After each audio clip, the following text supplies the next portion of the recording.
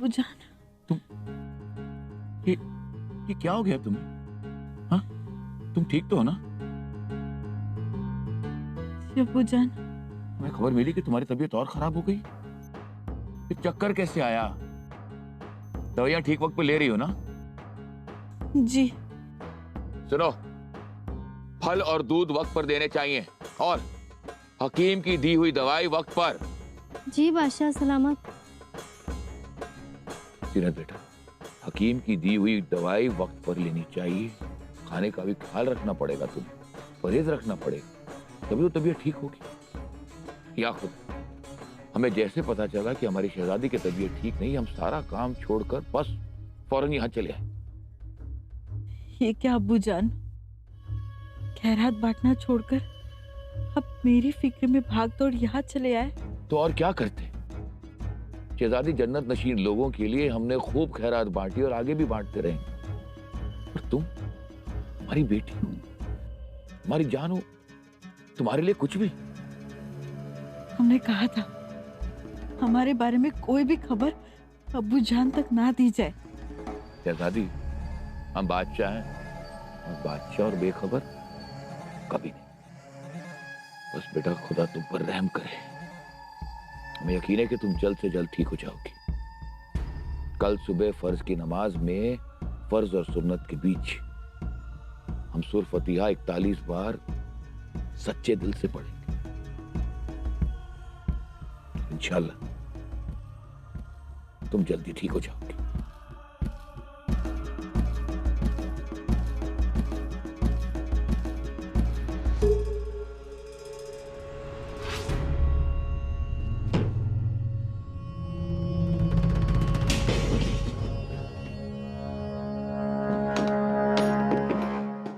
महाराज, महाराज, त्रागा थांबवावा. बाहेर कोतवालाची गस्त आहे, आवाज आहे.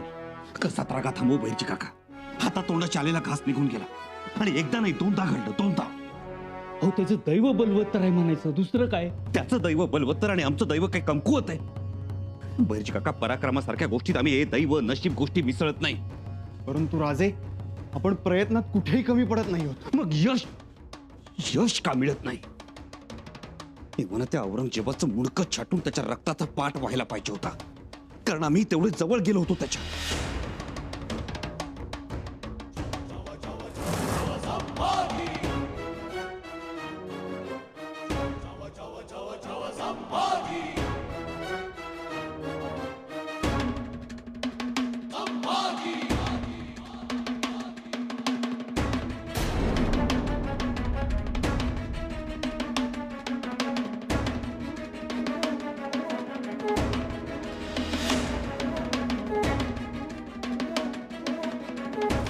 कब्रस्तानात तो 4 हात दूर होता.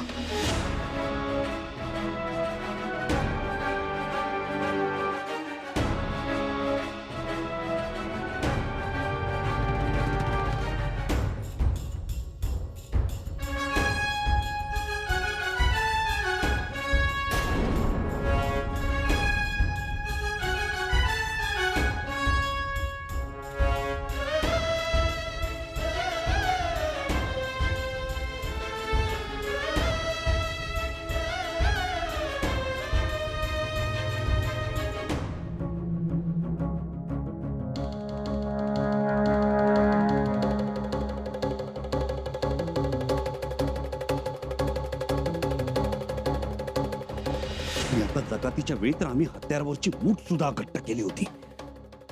औरंगजेबाचं मुंडकं मारून छावणीत गोंधळ माजून ठरल्याप्रमाणे दिल्लीच्या दिशेने धाव घ्यायची आणि मग गुजरातीतून खाली उतरायचं. सगळं ठरवलं होतं महाराज, परंतु तो अचानक निघून गेला म्हणून वाचला.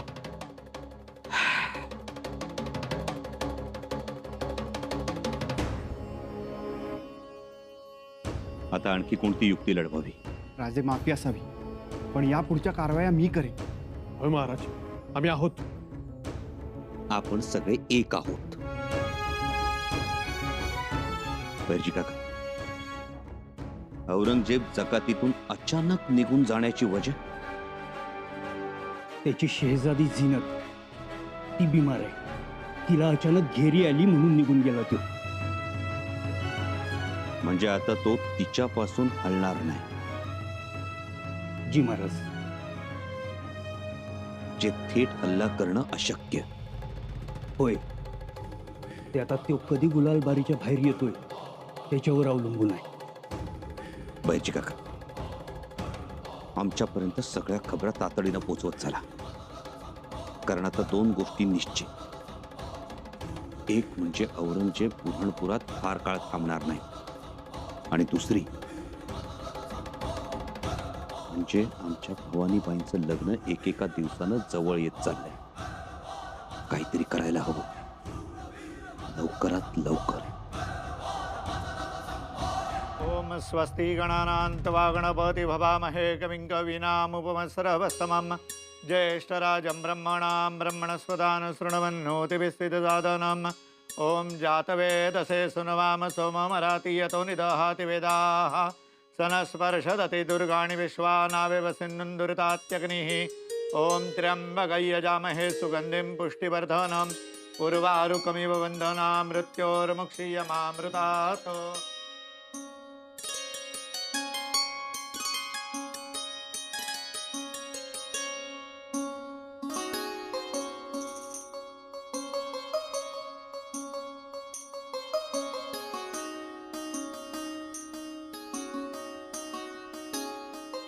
आईसाहेब, आम्हाला कशाला बोलवलं? अहो, इथे देवदेवकांची पूजा चालू आहे आणि तुम्ही कुठे? बुरुजावर. किती शोधलं तुम्हाला?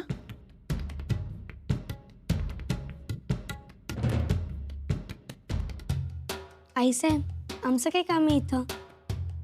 अहो, तुमचं लग्न आहे ना, मग तुम्ही हवे असता तिथे पूजा अर्चा करायला. आता आमच्यापासून दूर जाऊ नका. आईसाहेब, आम्ही तुमच्यापासून दूरच तर जाणार आहोत ना चिंचीला. त्यासाठीच तर चाललंय ना हे लग्न. हळू बोला. बघा, दाईसा पूजा करत आहे.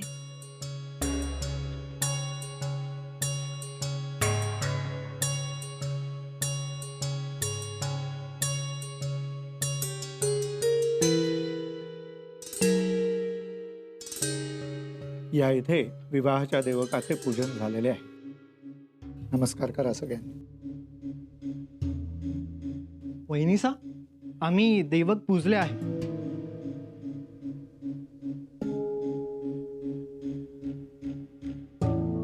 भवानीबाई, दाईसांनी पूजा केली आहे. आता तुम्ही पूजा करा. देवकास नमस्कार करा. या.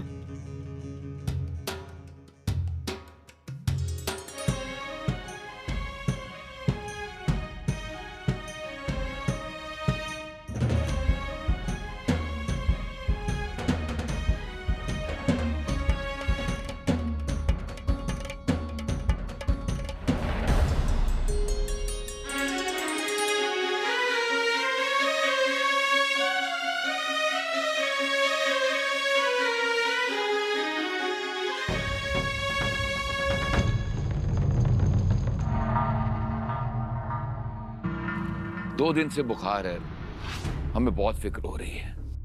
जहाँपना, हकीम का कहना है कि बड़ी बीमारी नहीं है, लेकिन आपका दिल तो वालिद का है ना, फिक्र तो करेगा ही. अरे अगर बड़ी बीमारी नहीं है वजीर आला, तो फिर चक्कर खा के गिर कैसे गई है? न खाने की वजह से. अगर तबीयत ठीक नहीं होगी, दुरुस्त नहीं होगी, तो खाएगी कैसे? अब बताइए, ऐसे हालात में हमें फिक्र नहीं होगी? आप ठीक कहते हैं. औलाद के लिए दिल. जहाँपना, आपसे एक गुजारिश है.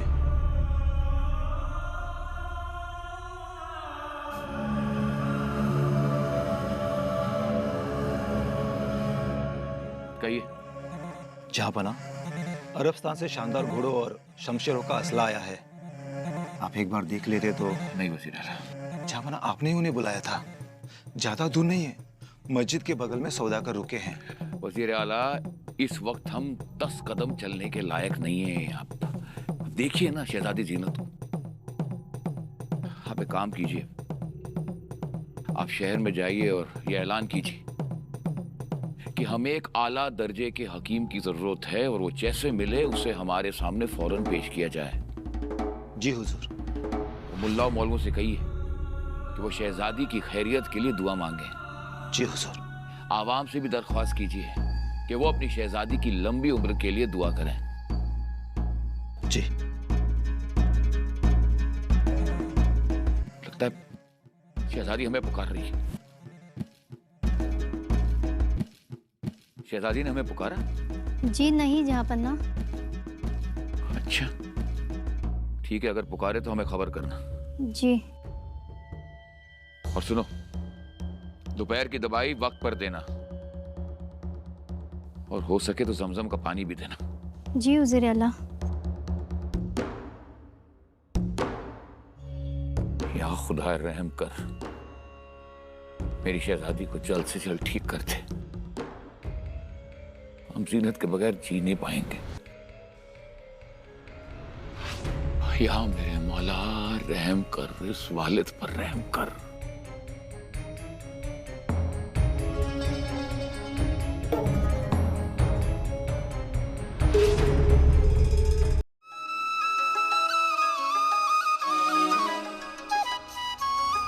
प्रियसो, आम्ही गडावर नसताना तुमच्यावर मात्र दुहेरी जबाबदारी असणार आहे। आम्ही गडावर नसताना आम्ही गडावरच आहोत असं भासवण्याची जबाबदारी। म्हणजे आम्ही गड सोडून गेलो नाही किंवा प्रतापगडास अथवा पाचाडास किंवा मस्ततीत आहोत असं सांगत पाहुण्यांना आणि खबऱ्यांना झुलवायचं। आपण निर्धास्त जा, आम्ही आहोत। राजे, तुम्हाला शब्द दिल्याप्रमाणे आम्ही रायगड झुंजवीत आहोत, तिला शब्द पाळत आहोत। आपण काळजी करू नये। इकडे खूप खूप आरास केली आहे, रायगड नटलाय। आऊसाहेबांच्या समाधीवर नंदादीप तेवतोय, आबासाहेबांच्या समाधीवर फुलांची पखरण केली, रांगोळ्या काढल्या। माणसं लेकीच्या लग्नासाठी नटून थटून येत आहेत। रोज एक एक विधी होत आहे। व्याही भेट झाली, हळदीचा समारंभ झाला, जेवणावळी सुरू आहेत। रोज हजारो पत्रावळी उठत आहेत, अन्न शिजत आहे। पै पाहुण्यांनी वाडा भरून गेलाय। लेकरं बाळ आलेत, गप्पांचे फड रंगतायत। आपली लेक भवानीबाई, त्यांची तर धांदलच उडाली हो। शालूच आवरत नाही, तरी दिवसातून एवढ्या घाई गर्दीतून लेक बुरुजावर जाते, नजर चुगारून बघत राहते, टाचा उंच उंच करून बघत राहते। हिरमुसतात आणि मग आमच्या कुशीत येऊन शिरतात। मुक्यापणानं आम्हाला विचारत राहतात, आमचे आबासाहेब कुठे आहेत? आईसाहेब, गडावर किती माणसं आली, पण आमचे आबासाहेब दिसत नाहीत कुठं। आईसाहेब, आबासाहेब कुठे आहेत? राजे, मोहीम फत्ते करून लवकर या। तुमची लेक पाखरासारखी तुमची वाट बघते। लवकर या राजे।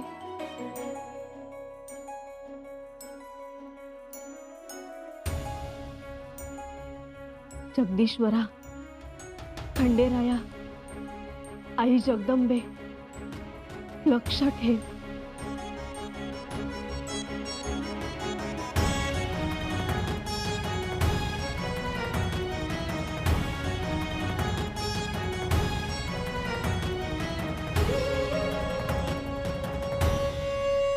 आई जगदंबा लक्ष ठेवत नाही, तिचा आम्हाला आशीर्वाद राहिला नाही की काय असं वाटू लागलंय।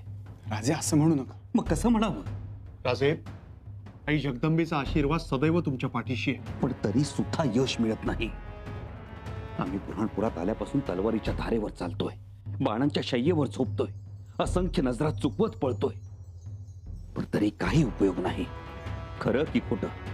शिराजे, हा असा औरंगजेब आमच्या नजरेसमोर असतो, आमचा हात तलवारीच्या मुठीवर जातो, काही क्षणात औरंगजेब संपणार असतो, पण पण तेवढ्यात त्याचं सुदैव त्याला हाताशी धरून आमच्यापासून दूर घेऊन जातं आणि आम्ही बघत राहतो. हे जर असं सुरू राहिलं तर आम्ही भवानीबाईंच्या लग्नात पोचणार कसे? राजे, ती आमची पोर आमच्यासाठी वेडी आहे हो.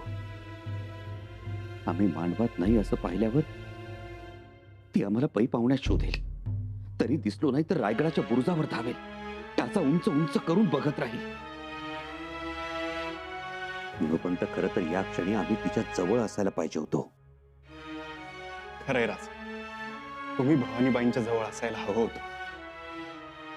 आता हेच बघा ना, तो औरंगजेब बादशाह आपल्या लेकीपासून कणभरी दूर होत नाहीये. म्हणजे झिनत आजारी पडली तर जकात काय, फतिया पडणं काय, सत्का वाटणं काय, सगळं कामकाज बंद पडलं. दरबारी भरला नाही.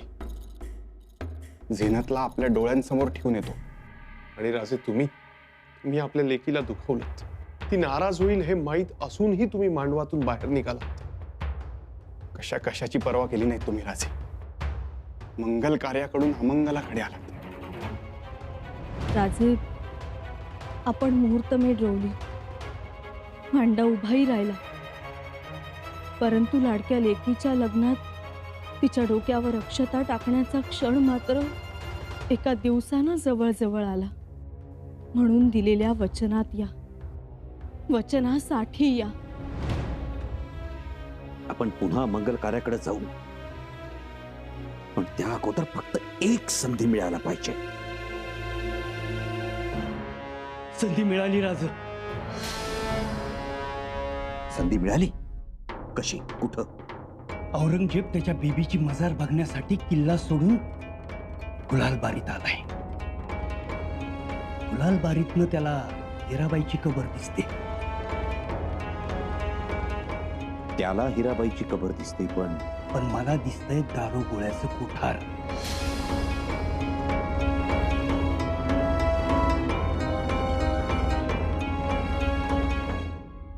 दारुगोळ्याचं कोठार कुठं? गुलालबारीला लागूनच छावणीचं दारुगोळ्याचं कोठार आहे. बैजी काका, नामी माहिती आहे. महाराज, या दारुगोळ्याच्या कोठाराला जर आग लागली तर किल्ल्याच्या चिंदड्या उडतील. औरंगजेब ज्या तंबूत राहतोय तो तंबू जळून भस्मसात होईल आणि उरल फक्त औरंगजेब नावाची राख आणि आलमगीर नावाचा कोळसा. मग वाट कसली बघायची? देव दारुगोळ्याचा कोठार उडव. लागा तयारीला. आता एकच लक्ष, दारुगोळ्याच्या कोठाराचा स्फोट आणि त्या स्फोटात औरंगजेबाचा खेळ खतरा.